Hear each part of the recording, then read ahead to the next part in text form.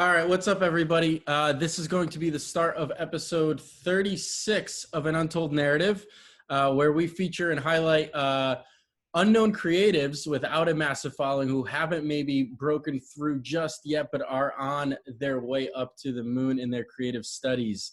So today we feature Miguel Pena, I believe that's how you say it. He is a footwear designer and creative who actually just went off on his own, which we'll get into in his own creative venture as an individual. But how's it going? How are you?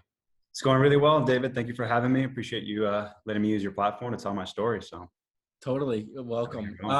So you just offline, you just mentioned you're in Portland, Oregon, but where were you born and raised? Where do you come from? Kind of talk a little bit about your upbringing, I guess, a little bit, and then we'll kind of transition into how you got into design.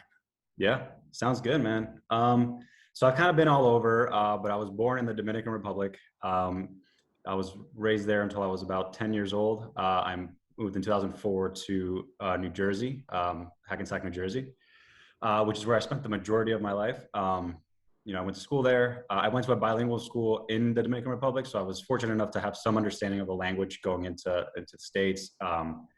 But still kind of had to pick it up a little bit. And I grew up in a household where it was pretty disciplined as far as taking responsibility on and really committing to stuff. So we weren't really allowed to watch like Spanish TV, like cartoons or anything like that. It was turn the sap off, like watching English kind of thing, for us to learn the language and be able to adapt. So I went to middle school, high school in Jersey, and I went to college in Jersey as well at Montclair State University, where I initially studied animation and illustration, because that's where originally I thought I wanted my career to be. I always grew up drawing, and we can get into that too, but eventually found industrial design there, and did my degree and finished up my studies at Montclair. So you just hinted at drawing when you were young. Like, are your parents creative? Like, what are who influenced you to get into design? Because what I've been finding is that every creative kind of has their own unique way and path into it. It's not, most people, especially industrial designers, don't just like wake up one day being like, I'm going to become an industrial designer. It's like usually this weird, intricate way into it. And it sounds like you found it through illustration, but even illustration is like, did you grow up like reading comic books, or what kind of triggered that drawing or creative passion at a young age? So that's a really good way to put it. I think definitely design finds you almost in some way.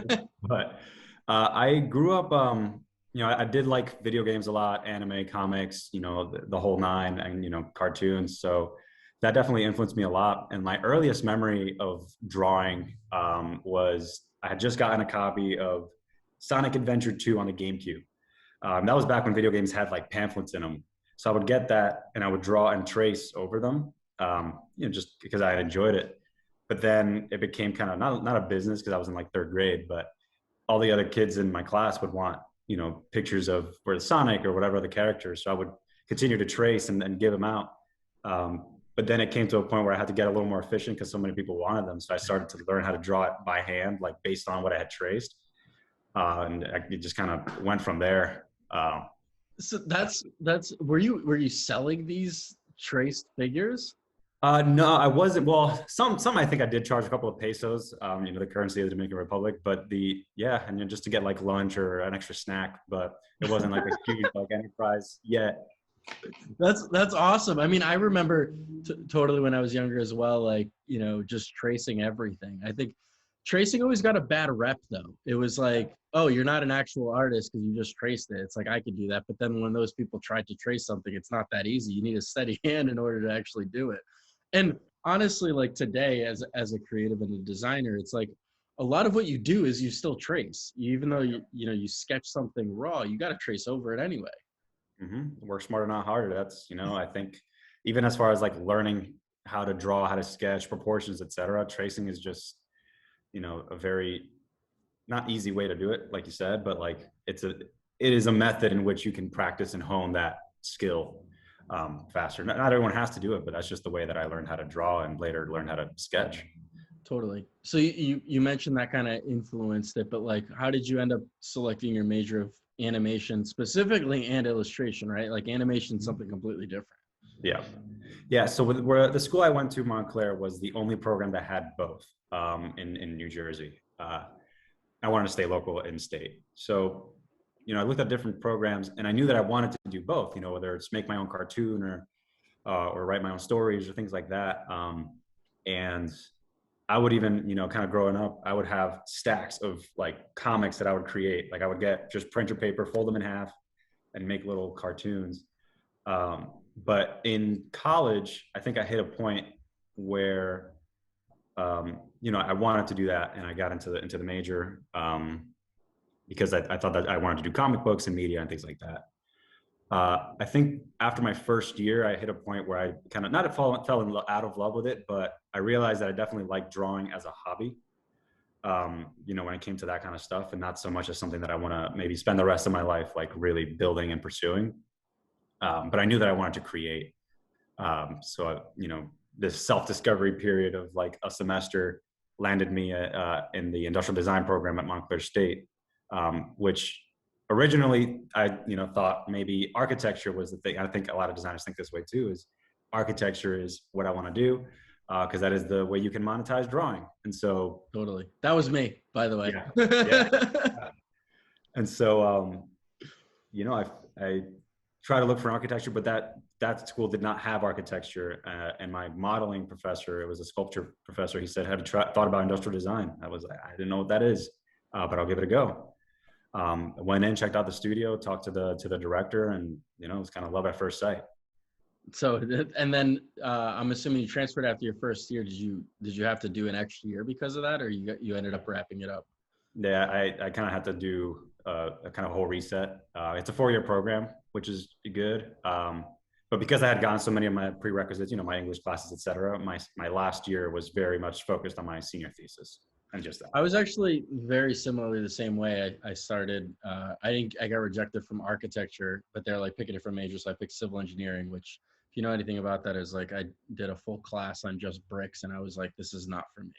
And then I switched into industrial design, but it put me back a year because it's like, you could do the prerequisites, but it's still a 4-year technical course. Yeah, so they had their program laid out and their curriculum. So, and there's somehow no way around that, but totally. What's like a lot of the people who listen to this podcast are footwear designers, I think inherently, just based on the community that I'm part of. But we also have some other people, artists, creators, musicians, photographers, videographers, etc. What's like a key takeaway or a learning that you think you found in industrial design school that was very unique and you're able to apply it even today? Because the reason why I ask that is what I'm finding is that industrial design pretty much like, depending on where you go and where you get your education, it's very different. Like West Coast does it differently than East Coast. So I'm curious to see if you have a perspective on like what's like a couple things that like really you were able to take away and translate into the real world. That's an awesome question. So my program at Montclair is very hard goods oriented, and very traditional media, hand sketching, paper, model making with foam and things like that. And SolidWorks is 3D. I would say, as I started to think about soft goods and footwear, which didn't come until way later, I had to learn to be really nimble and like be able to adapt to different ways of working. And I'm sure you experienced this too. Like learning footwear is a whole different monster, from the traditional like blow dryers and things like that. Yeah, enough blow dryers out there. Yeah. And so just being able to like adapt and be really nimble with how you work, what you work on, and is something that I learned because I went from drawing comics to drawing chess pieces, blow dryers, toasters, to then starting to try to draw backpacks and then shoes, and it's so much you can do. And the beauty about the industrial design is it's so fluid in what you can do too. So being able to adapt is super critical. That's what I think is the best part of an industrial design degree is you can tailor make it to who you are as a person. And so it can be applied. Like people that I graduated with, like aren't even doing industrial design. Maybe they're doing illustration, maybe they're doing graphic design, maybe they're doing something else, but like you build up the foundational skills and then you can pivot and tailor make it to really where your passions lie. And I think that's a really beautiful part of it. I can't think of another major that like really cross pollinates itself so wide. Yeah. I mean, at the end of the day, it's like, at its very core, it's problem solving and storytelling. And that's something that can be applied to anything really, even like video and how you communicate a story or solve a problem. It's not down to something so solid as a product, but anything. So it's interesting that, you were able to, and we're going to get into like how you landed a job at Under Armour, which I believe was your first gig out of college. Yep. But how did you get into footwear specific? Like what was it that triggered you in your college education? That triggered the footwear. You mentioned it's very hard goods oriented, yeah, and things like that. You might be the first person I know with an industrial design degree from Montclair University. I know of Montclair. Mm-hmm. I know Northern Jersey fairly well, but it's not really one of those universities or colleges that's mentioned a lot in any conversation around industrial design. So like, I'm curious to see like what triggered that love for it, or like, did you guys have a footwear specific class or course or? No, it was definitely a lot. So check this, man. I graduated with a total of 5 people. I was included in that. So it was a super low key program. I think the whole major when I was there was like 30 to 40 people, inclusive of freshman, sophomore, junior, everybody. Holy cow. So it was tiny program, but effective. But how I discovered footwear was kind of in short, I thought I was going to go in the direction of, like a Nintendo or something like that, like working in video games somehow. I was never much of a sneakerhead, and, I didn't really follow sneaker culture all that much. But when my first internship was at Movado. I did some watches. I loved that experience. So I thought I could go in that direction too. And I had some other internships here and there. But what really got me into footwear was my buddy, shout out Edwin. He was interning at New Balance, where it was my junior year. My junior year, he was interning at New Balance.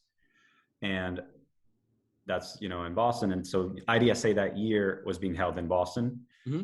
A group of us from our school just went, and we stayed with him and hung out. But he showed us what he was working on. And I didn't even consider that as an option. I was like, holy shit. Can I curse? And yeah, of course. Oh, that's awesome. I was like, holy shit, man, this is sick. This is so cool. I didn't know that you could do this. Cause it was kind of like the perfect blend of like character design almost, like, not really, but what I'm getting at with that. And like, just being able to create like really provocative form and push in that direction. And so kind of fell in love with it there.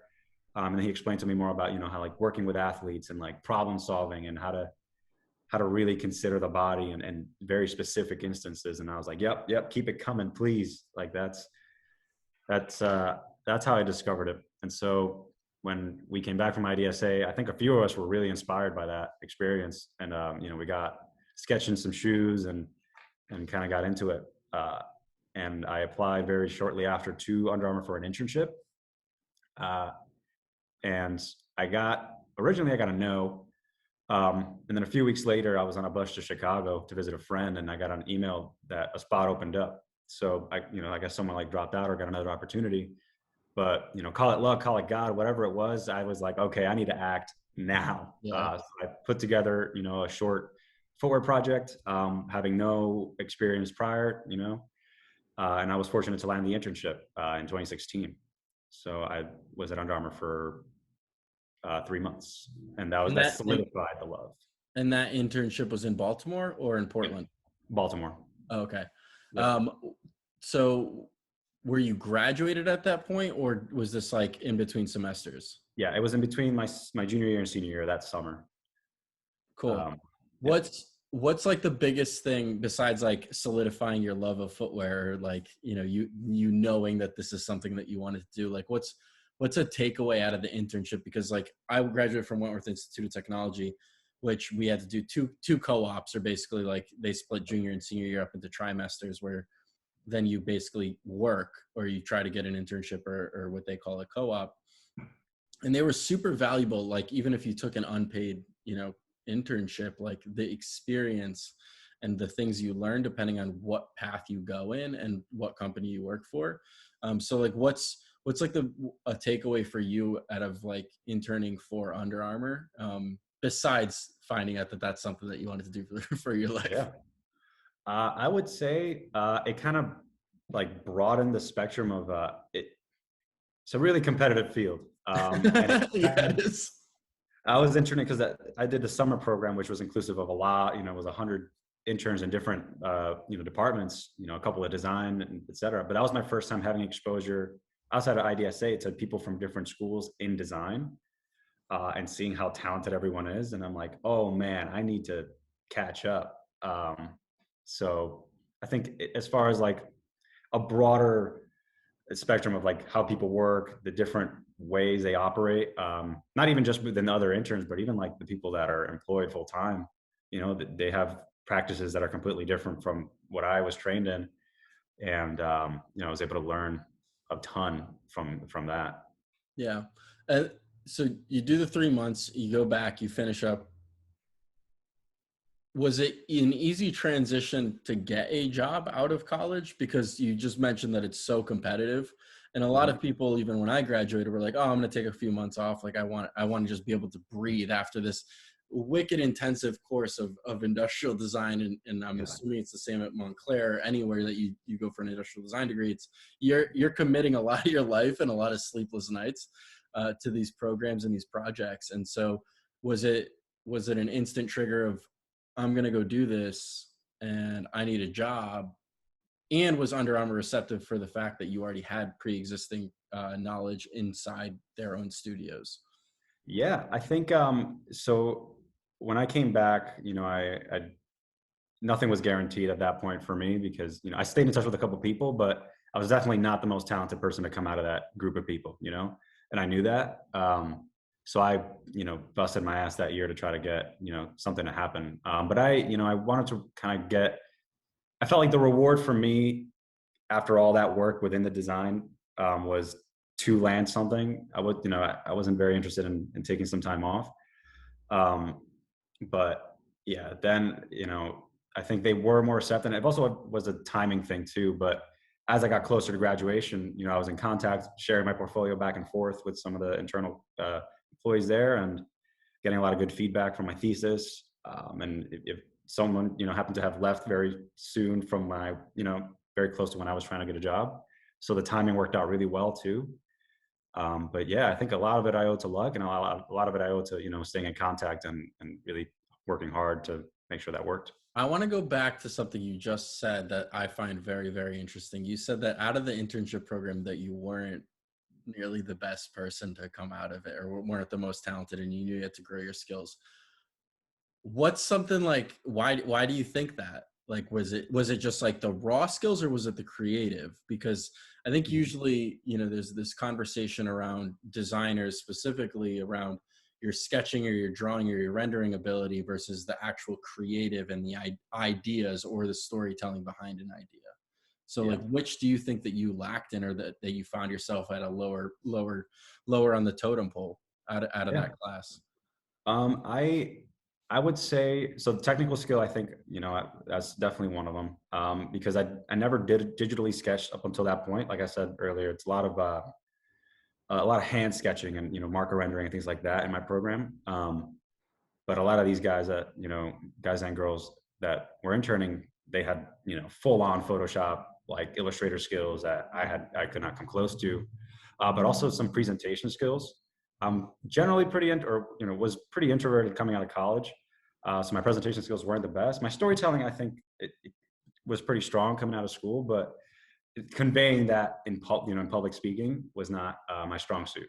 So a combination of both technical skill, and some presenting. So what changed for you? And I have another question built up already, but like, Yeah. what changed for you? Because you're able to speak incredibly well right Oh, now as we thank sit you. here on this podcast, and for the people watching on YouTube or on Spotify, Apple, whatever it is, you can articulate your thoughts and speak very well. So like, how do you go from being introverted and not being able to speak well? About, like, did you do something? What did you change? Did you study something, like, just to educate anybody listening? Yeah, I think doing it a bunch helped, but it's funny. I have a funny story. So the first presentation I did, it was a final review for my very first project at Under Armour. It was, we call it like 6 months after I started, or a couple months after that. And I was presenting to the the CDO, the creative design officer at the company. And as I was presenting, I could feel like my voice shaking. I'm like, I sound like I'm about to cry. When that happens, and I'm like, I took a pause and I was like, all right, everybody, I'm sorry. I'm really nervous. First time, called it out. Um, anyway, we finished up the presentation, and after the fact, all the guys like all kind of like ragged on me a little bit. They gave me a lot of shit for. I was like, man, how did you say you were nervous in a presentation? I was like, oh, I'm sorry, I can't, But that instance was like, the fact that we made kind of like a joke out of it made me feel a lot more comfortable with the people around me. Um, and so, being able to present to these people became easier. And then, that kind of got me to practice a little bit more, writing things down. I know a lot of people don't always work that way, but for me, writing things down, like just big thoughts as far as like presenting, helps me. And yeah, just doing it a bunch helped me to kind of become a little more confident in my speaking and sharing my ideas. It is amazing what owning your mistake or owning it in the moment can do for you long term, and just like accepting like, hey, I'm really nervous right now, I don't know what I'm doing, and then using that as like a chip on your shoulder of like, I'm never going to let that happen again. Yeah. Yeah, it was um definitely not gonna forget that one. and so you just mentioned like building like this, joking and like this like work family, being Mhm. able to have a relationship with people. And like the big thing that I find in not only the footwear community, but in any business or any, industry, is that the end of the day, we're just working with people, right? And I don't think that we focus on the good things, we focus on the bad things. Is there anyone specifically like in your tenure at Under Armour, whether it was in your really early years there or in your later years, that you want to give like flowers to, or that like really helped you out? Or like you shouted out Edwin earlier Yeah. at New Balance, but like, because Under Armour, the years that you were there was 2016 to 2020. Yep. 21. 20, okay, so recently. Yeah. So in 2016, 17, this is in my opinion, I'm just saying there might have been some, conversation around that Under Armour wasn't the best brand to work for. Mm-hmm. They were going through a lot of turbulence, let's call it, as a brand. They didn't know what they were doing creatively. They were changing leadership up. They were always in the news for the wrong reasons, it seemed like. What is it that got you to stay for 4.5 years? I mean, that's quite a tenure there at a company. Obviously, it's a very large brand, but there must have been somebody or something that like helped drive that passion versus you being another number of somebody who just left after a year and a half or 2 years. Yeah, I think so. What got me to stay? So I was lucky to come in 2016 when I interned. Things were still really good for the company. So we're seeing it in like rose-colored glasses, and everything looks really good from the outside. Then you start kind of hearing the things going on, but I experienced it from the inside, and so I was like, I still believe. Uh, and so I was hired on, and I was hired on to do more color and material work. Um, so it wasn't like true footwear design just yet. I had a project here or there, but my team around me, I think it's tough to individual people, but everybody around me was super supportive and helping me grow and learn. And I put a lot of work into I sketched every single day and put stuff up on the wall for people to see, that kind of hustle. But you know, specifically, like I don't know if you've seen like Spencer Hawkins stuff on Instagram. He does some Harper product. I learned a ton from him as far as the technical skill. My buddy Evan Caruso, big mentor to me. He taught me a lot about storytelling and how to be really concise. As far as like the presenting stuff, he's the one that gave me shit. So he kind of like broke things down for me, and made things very seamless as far as like how to tell a story and present an idea. And and we've gotten to work together for the entire time because he worked in Baltimore and moved to Portland. I did the same. And I was given a lot of big opportunities from, like Justin Howe and Donnie Stiff, and, some really big projects like The Rock and some other training products. So I was given a lot of opportunity. I think that was the biggest driver to keeping me is how I was fostered as a young designer. And it wasn't like, hey, you're going to do $70 shoes and that's all you're going to do. It was like, hey, this is what we're going to give you, and we're going to like make sure you're utilized. I love that perspective because again, it's only what the news wants to share, right? They're like, oh, they don't have their shit together. They don't know what they're doing. They have no lack of creative direction. But here they are. They're giving people opportunities to actually explore and be creative. And obviously the Rock partnership is probably one of the most successful ones. I think, what is it? The Cameron Hayes or Haynes is Yeah, probably Hank. the maybe bigger, or if not the second biggest for Under Armour, in my opinion. That is my personal opinion, where that is ultra successful. So it's nice to hear that you come from the inside out, and it's really positive. Yeah, no, I mean, I think when when I speak to some people, I think the first thought that they think when someone quits a job is like, so you hated it, right? And it's like, no, I have really good things to say about it. I just wanted to do my own thing. But I think the design team in general, and specifically footwear design, the culture is great. The team is very supportive, a lot of talented individuals, very willing to help. I would highly recommend working there as in short, to Talk, grow and to learn. talk about the transition a little bit. So you mentioned going from Baltimore to Portland, right? So they do have the two offices. They bought out this old YMCA. They have like a track on the inside of the Under Armour office. I've been fortunate enough to be there, so I know how beautiful it is. Sweet. So talk about why the transition, or were you just like, okay, I guess I'm moving to Portland, or were you like stoked and jazzed up about it? Like, talk Yeah. about that, because that's a big ask for a brand, right? Yep. And just to expect people to do that. Yeah. So it was tough. So the reason for the move was, like I was mentioning, I was sketching a ton and really trying to put myself out there, and I was growing in the process. And I guess, someone got notice of all that, and it worked out. And so they moved me from doing that like color material, more athlete services stuff, to doing inline work on the training team. But the training team is located in Portland. And so, they said, hey, do you, want to move to Portland? And I said, absolutely, because that's what I was working towards, was to be able to work, and do shoes, whether it was in Baltimore or not. So it was tough leaving Baltimore because it was so close to home. It was a 3-hour drive for my family. But, I figured it was something that was going to happen eventually in my career. And I was, happy that it happened as soon as it did.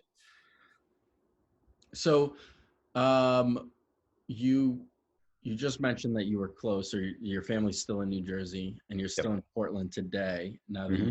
we're going to talk about like we'll get into the why you decided to do something different. Do you have plans to go back home, or are you planning on staying and making Portland home for a little bit longer? So it's a tricky question because I live here with my partner, and she works at Nike. So that I have to factor that into the equation. I love the East Coast. I'm an East Coast guy, I think, for sure, and I'd love to move back, but I have to kind of consider all the facets Gotcha. in my life to be able to do that. Ideally, like a New York or Los Angeles would be where KicksKitchen operates out of. But we'll see. I mean, I think Portland is good for the time being, given the people around me and, the industry being Yeah, here. So, I think that's a super fair observation. So you just mentioned KicksKitchen.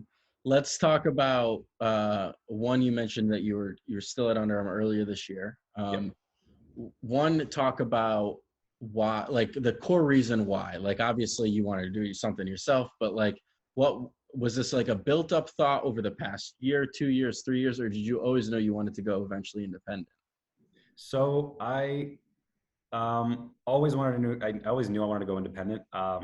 So when I was in my senior year, the more I started to delve into the footwear realm, with my peers, we discovered a lot of names in the industry, and we're on Instagram. So Dan Bailey, is a Montclair alum, so he's kind of like the celebrity as far as like footwear is concerned. And as time went by, he kind of lives my dream job. And so I've always found independent design as like a really inspiring, um, you know, way to go. And so, but when I was at Under Armour, I, was pretty committed to the company. It wasn't until, I guess, it's been a year in the works probably now, but, coronavirus definitely accelerated Sure. the thinking of it, because in my mind, I'm thinking, hey, it's something I'm going to do. It might come later in my career, but this is probably the best time for me to do so, because, quitting a job is scary. It's the scariest thing I could probably think of right now. But as far as like, I don't have kids, I don't own a home, I don't have anything depending on me and whether or not I'm super stable. So now it's kind of like my chance to take some risks. And it's something that I knew I wanted to do. So better now than later when I may not have the chance to. Sure. I think that's a really good observation. So you mentioned Dan Bailey, and obviously he's like one of my really good friends as well. Like, do you have a relationship with him, or is it just somebody you like kind of aspire or who's kind of led the way in terms of, he talks very highly about independent design versus corporate design, you could call it. Yep. And he always provides a very valuable perspective in that world. Yeah. And, I've watched a lot of his podcasts and things like that. I don't have a personal connection with him. We're connected on LinkedIn and, he's liked a few of my things and all that. But yeah, he's someone that I've really looked up to, from college, again, him being kind of an alma mater, and people from Montclair don't generally like go into footwear. And they have now, I think in recent years, but that was kind of like the big one, I guess. Yeah, no, totally. So again, how did you, what's your goals? Let me phrase it a little bit differently. Like, what's your goals with KicksKitchen, right? Is it just, what's like your mission, I guess, is what I'm trying to get at. Like, are you just trying to do just independent footwear design, or do you have like a larger goal that you're trying to achieve?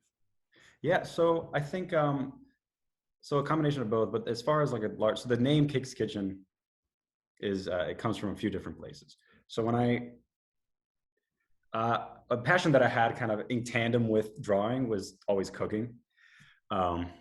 And when I got my job at Under Armour, I always did these like little videos to send to like a few of my friends of like me cooking. I'm like, hey, KicksKitchen here, because I design kicks, and kitchen because I cook.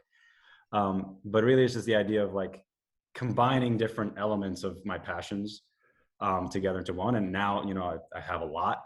So I want to be able to combine different facets of the things that I love and adore into product and projects that I want. And I think as 3D and digital media starts to kind of take over with NFTs and content creation and things like that, it really opens up a lot of doors for me to be able to pursue those projects. And yeah, I think I'm excited to get after a lot of those things.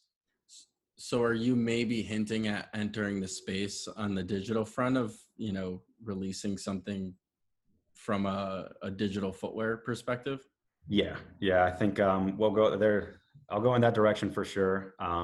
And in the short term, and some other projects and some gaps in the market, some spaces that I want to get after in the footwear industry. So tackling different areas in that way, but digital creation is definitely in the very near future. Cool. And I guess around KicksKitchen in general, like, how are you finding, for a lot of the people listening, how do you find your clients, right? Like, I've had some independent designers or freelancers on in the past, and like, it seems that at its core, it's all relationships and people, Yeah.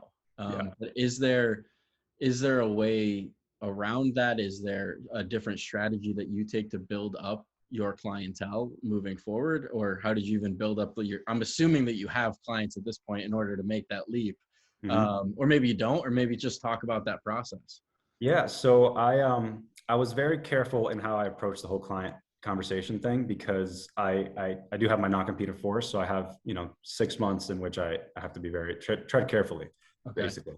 I can get clients, but how I get them and who those clients are, I think is the tricky situation. But as far as how to get those clients, yes, that networking, leveraging them, et cetera, for sure. Leveraging your personal connection, but also like cold emails, I think is presenting something. I think Saleh, he did this and has spoken on this, is presenting an idea to somebody that may not have it, and presenting value to them. What he did with Versace, it was a cold LinkedIn email, and he's taken them very far. But as far as footwear is concerned, so those kind of things, like just being bold enough to be able to contact different people in different spaces, that it's like, hey, I have an idea for you. Is there, are you interested in this? You may or may not get a reply, but it's worth a shot. So how far do you take that, right? Like, two questions. Yep. One, how far do you take that pitch of an idea? Are you actually like putting together a deck? Are you actually drawing out concepts for these people and then cold emailing? And then two, how are you discovering these ideas in the niche market? Are you constantly pursuing research and different trends, or are you just being observant and is like, I'm combining, again, you mentioned it earlier, combining passions and things you like with being like, why has nobody done a shoe here? And then what's the leading brand in that space? Is like, how are you going about these things? Yeah, so I think it leans more so towards the latter. I mean, definitely trend research, it's something that's kind of ingrained in design altogether, but it stems from a lot of things that I find gaps in based on what I'm observing. And then from there, what are some other things like, okay, maybe this could work for them, but what if I think about it from this angle for somebody else? And things like that. And, as far as taking the ideas to potential clients, that one is kind of like also kind of not a tricky conversation, but it's how much work are you willing to do and how much IP are you willing to give out to get that? Because there's a very real scenario in which you can present an idea with a design attached and they can say, oh, thanks.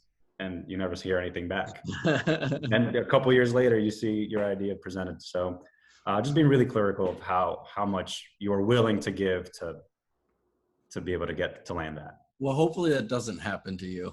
Oh yeah. or anybody else for that matter.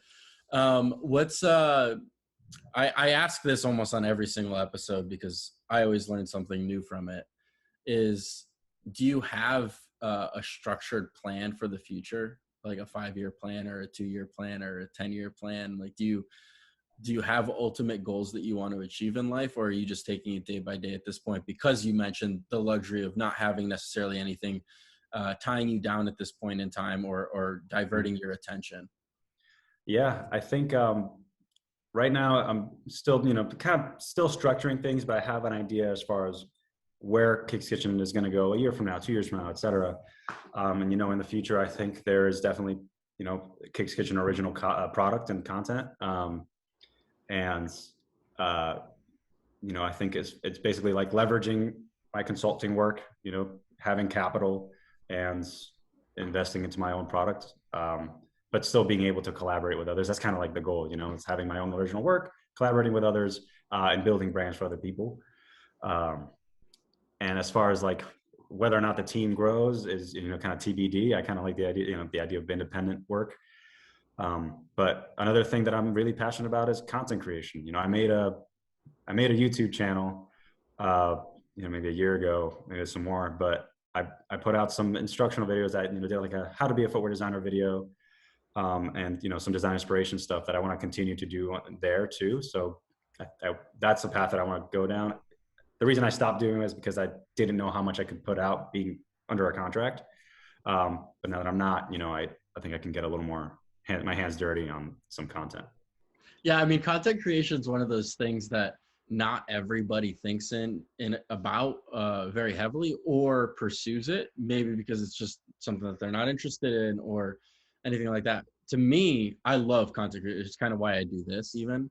It's like I want to even the simple idea of like we could do the Zoom call and not have video and then I don't have to put it up on YouTube. But to me, it's like the way you're able to interact with different people on different platforms, and you give people variety in how they work throughout their day. If they're a listener, okay, they'll listen on Apple or Spotify. If they want a video in the background while they work at home, open up the YouTube. So I love the idea of content creation, and it's nice that sounds like it's nice that you finally have some freedom to kind of dig a little bit deeper into it. Yeah, for sure. I mean, the beauty of it is like everybody, like you never know what is going to be of value to somebody. Everybody has something valuable to say, whether they know it or not. So there could be somebody that's watching this or something else that's like grabs a little snippet that I didn't even think was of value, and they're like, "Hey, I'm going to use this." Yeah, 1000%.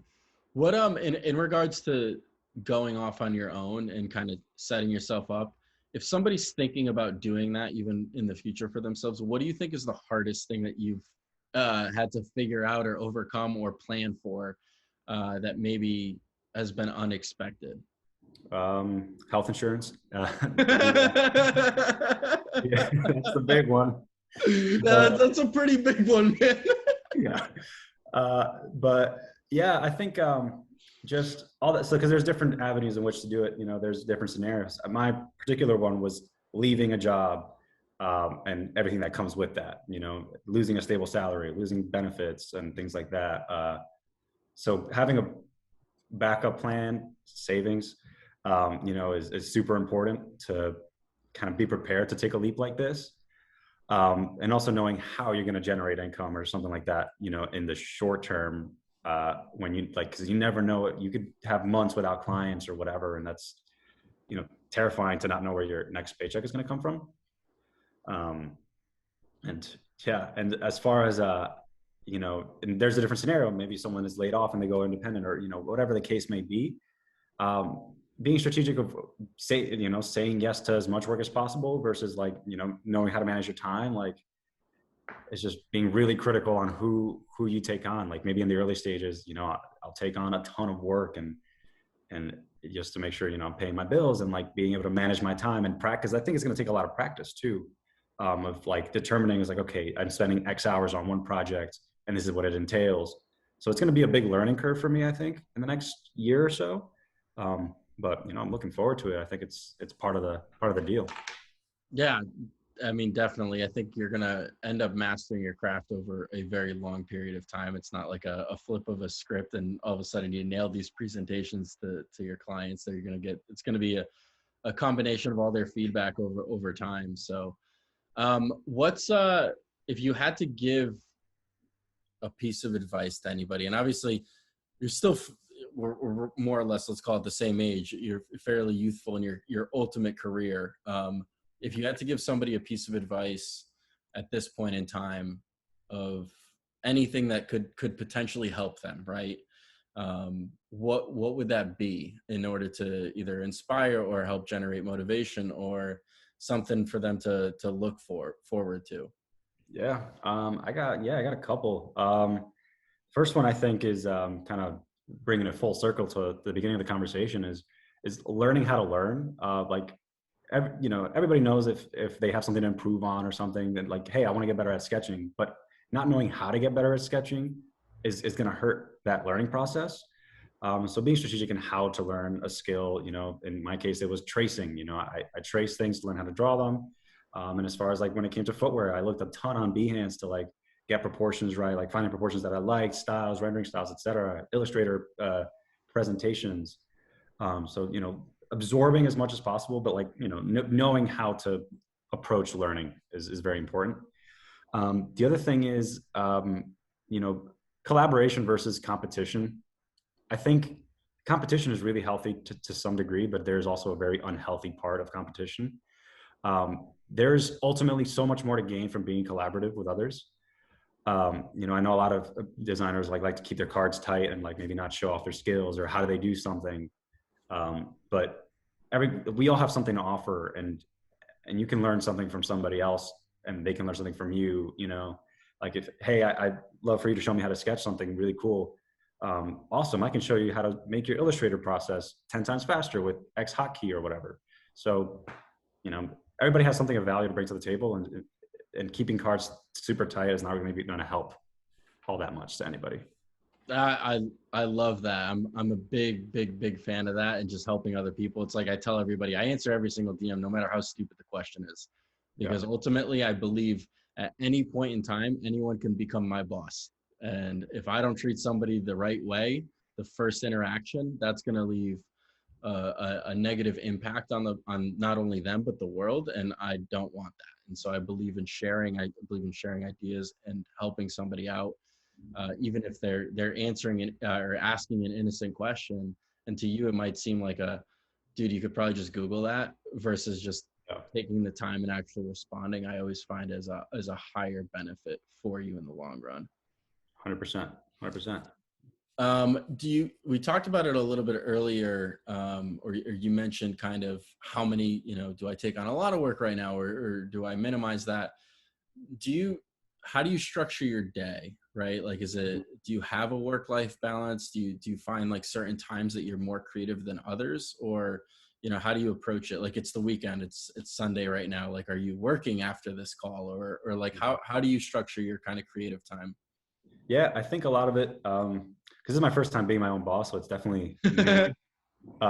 Where I'm like, oh shit, it's 8 a.m. I don't know what to do next. But the uh, the fun part is, I get to activate whenever I'm super creative. If I'm feeling extra motivated, I hop into Gravity Sketch or do a sketch or whatever. Or if I'm motivated to like write a proposal, like I'm because I know now that I'm kind of in this, like different days I'm sparked to create in different methods. What I'm trying to get better at is structuring that in a week so I get as much done as possible, so I don't just sketch for a week and then the next week I'm like, oh shit, I didn't do, didn't contact this lawyer or whatever in the last week. So I want to make sure that everything is structured to some degree, but activating when I'm the most creative. As far as what I'm working on now, it's a lot of I think now that I can activate on Instagram a little bit more, it's really putting out work and putting out content and new content. So yeah, excited to share with everybody kind of like what I've been up to. But yeah, I'm hustling hard on like the Gravity Sketch, learning the program, Key Shot, having a ton of fun. And So is that brand new? Like you didn't do any of that work at Under Armour? This is all something new, like a platform that you're learning like at the speed of light, essentially. Yeah, pretty much. I had gotten out because Shay came into the CEO of Gravity Sketch came into the Under Armour office to kind of give us a demo, and everyone loved it. And I requested an Oculus and I got one, but when I got in there, it was kind of intimidating, so I didn't really fully take advantage. And as I got closer to quitting, I bought my own because the one I had was Under Armour's. And then I got really in there, and I pretty much lived in YouTube for YouTube and Gravity Sketch for however long, about a month, just learning as much as I could, as fast as I could. And luckily, a lot of the community in Gravity Sketch and the design community, they put out like their process, so that's awesome. That's what I mean. Like everybody grows, everybody eats, and that was super helpful for me too. But yeah, I've kind of been. This is very new.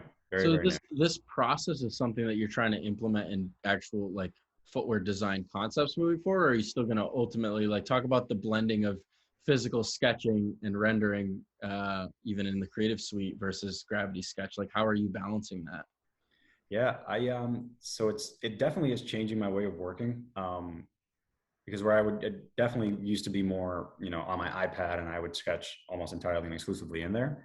Now I'm doing more so like throw a thumbnail on a sketchbook, like a quick thumbnail of an idea, and then go into Gravity Sketch and just go. So I think it's very efficient in that sense. But I think I'm definitely combining the two because I still love, the sketching part of it, and how to like really refine an idea. But when it comes to like surfacing and proportion, like I think I'm more so in 3D. That's I think strongest. And how far are you taking that concept, right? Are like you full blown like going to finalize it out in 3D? Yeah, so a lot of them will be will kind of live as kind of 3D models, renderings, etc. Some will become NFTs, and I want to kind of leverage 3D printing to get hands on with some of these concepts and get materials and make some of these things. Super cool. Yeah. Well, there's a lot to look forward to, and you just mentioned it just before a couple of those last questions. That you now have the liberty to kind of share and showcase more on social. So where can people find you online? So I'm most active on Instagram. My tag is _ Miguel _ Pena _ a lot of Miguel Penas out there. So, but otherwise, KicksKitchen.co is my website. My work will be there as well. And yep. It's an updated website? Yeah. I'll be updating that. You'd be surprised that how many times I ask the question if people have a website and they're like, yeah, it's a website, but it, haven't touched it in a minute or two. Yeah, no, I definitely uploaded because I had my personal website when and I had definitely like outdated work and things like that. But as I, started to become my own brand, I knew that was a pretty important part. And so I kind of redid some work and made the website, as nice as I could. So yeah, my work is up to date there, and it'll continue to be. When I post it to Instagram, I'll post it. It'll be kind of like working in tandem. But yeah. Do you plan on entering any other before I cut you off, you mentioned that you're also on Clubhouse and stuff like that. Do you plan on entering any other platforms? Yeah, so Clubhouse will be a big one for me. So far, I love it a lot. It's a really good platform. I'll be on YouTube as well. You can find me at Miguel Pena. Again, a lot of them. So just find me there. The other one, I'll be on LinkedIn. I put some work there. Again, we'll kind of stay more on the social side where I kind of want to where I want to be more candid. Where on LinkedIn will be definitely more buttoned up, kind of professional. But yeah, YouTube will be a big one in the near future. Cool. I mean, it's a lot to handle, right? These days, it seems like there's a new platform or a new opportunity to showcase work every other day. Yeah. And then just finding that balance to also not burn yourself out with spending too much time in these things, especially Clubhouse. I found a way to like navigate those waters so I'm not like consuming my entire nights or days in it. Yeah.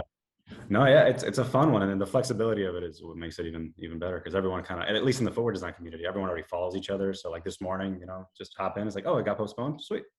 Totally. Yeah. That's on us. We were in a group chat, and honestly, like it just came down to people like had a lot going on. I'm like been so exhausted, and I'm just like burnt out, and I'm like, man, I need a Sunday to myself, and I need to step back. And I'm like, if anybody else wants to run the room, please go ahead. Yeah. But let's go back next week even stronger. I just need a day to myself, and it's just being honest with yourselves and our group that's trying to do these things. It's like it's going to be a half-assed or half-pregnant effort. Like we don't need to do that. I think that needs to get normalized too, as far as like even businesses, like, hey, like we're all human. Food trucks here in Portland, I've been seeing it a lot more on Instagram. It's like, hey, we've been overloaded. We're gonna take a day or two. It's like, yeah, fuck yeah, Totally. Take care of yourselves. You don't have to be in a food truck every day of your life. I get it. Yeah, exactly. So yeah, it's super critical. With that being said, before we wrap up, what do you do for yourself? Like what's something that you're able to stimulate? Maybe it's stimulating the creative side, but like, what do you do for yourself in your free time, or how do you kind of separate the worlds if you do at all? Yeah, so I definitely try to balance everything, spend time with friends, be on the phone with my friends from the East Coast, like try to manage all these relationships. That's, it's tough, but it's fun, but also, as far as staying active, I practice Muay Thai. I have been for about 2 years on and off. Right now I'm in an off because I've been dealing with the business, but I kind of want to get back in it. But yeah, that's a fun outlet for me, because it's a completely different set of people outside of design. Some designers in there, but it's a very good outlet, and it's physical, and you're not thinking about anything else but what you're doing there. So it's a good time. Yeah, 1000%. Always submerging yourself in a different culture or something, like activity where it's not influencing specifically design, but you're always going to like go back to, oh, I remember that one time or that one class where somebody shared this piece of information, or I did something, and you never know how it just influences it, the creative, day-to-day work. Yeah, exactly. Yeah. Well, Miguel, thank you so much for joining us on An Untold Narrative. This is episode 36. Thank you everybody for listening and joining us. I can't wait to watch your trajectory moving forward on your own personal venture. I'm glad we finally got to meet, but thanks for joining us. Yeah, likewise, man. Thanks for giving me the platform to tell my story. I appreciate it. Love what you're doing with this. I watched a few episodes this morning. It was solid.